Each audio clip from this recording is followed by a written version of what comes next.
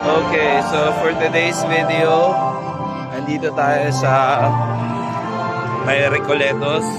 Ayan, sa malapit sa Biblioteca Nacional de España. So as you can see, yung mga kalsada po dito, sarado na siya. And then meron dong delays in Cebeles. So dito, sa kalsada na to, bukas, may mga activity dahil nandito na si Pope. So ako, pupunta ako dun sa assignment church ko sa Santa Barbara. So inaalam ko muna yung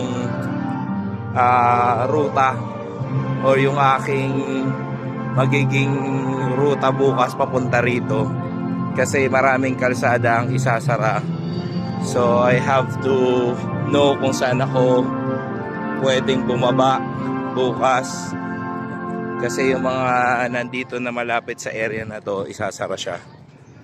So ayun. So ayun, kung mapapansin nyo, may mga nakatayo ng speaker. Ito yung mga portable na CR.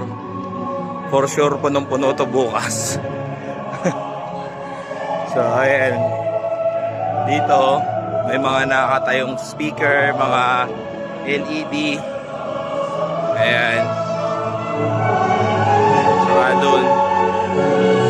So bukas, kung naririnig nyo, nagda-dry run na din sila ng misa para bukas.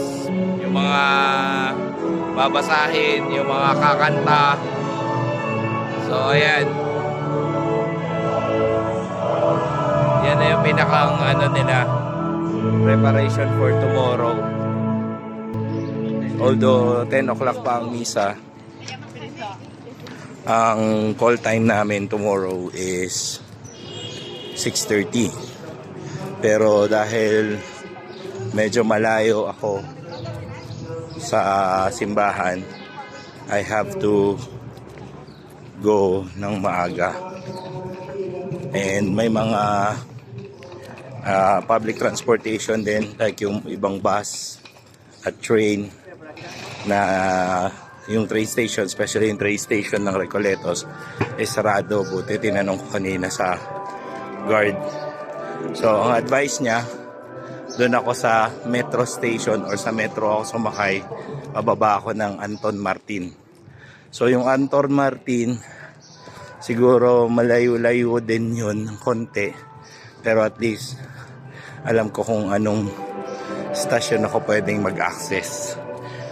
Pero the problem is, since maaga ang aming call time, so I have to ask ano yung oras or anong oras ang pinaka maagang train.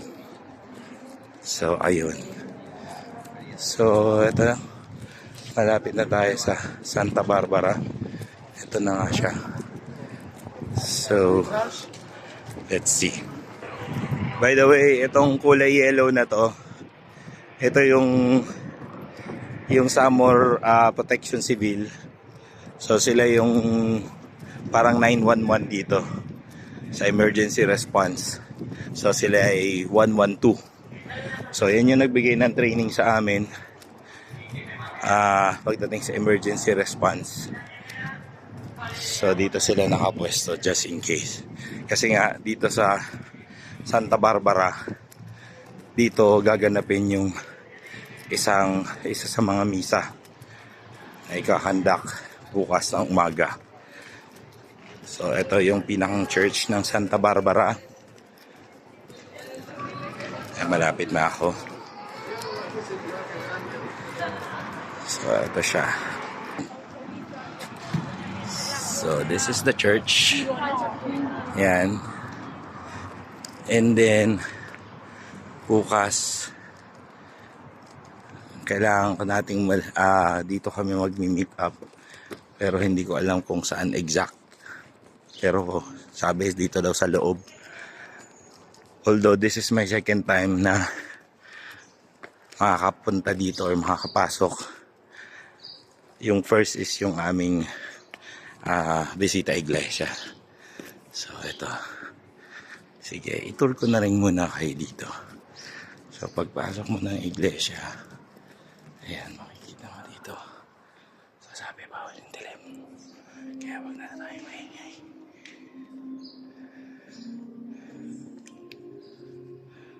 So, ayan.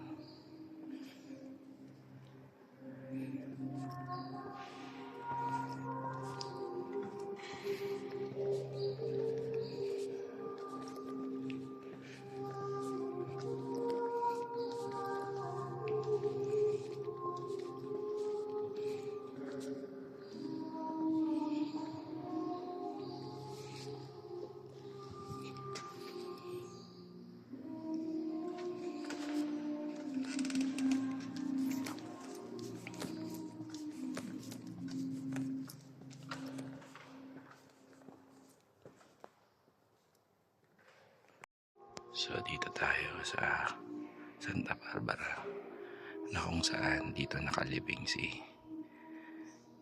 Rey Fernando VI. So, ayan siya. Namatay siya noong August 10, 1759. So, ayan. Ito ang kanyang libingan.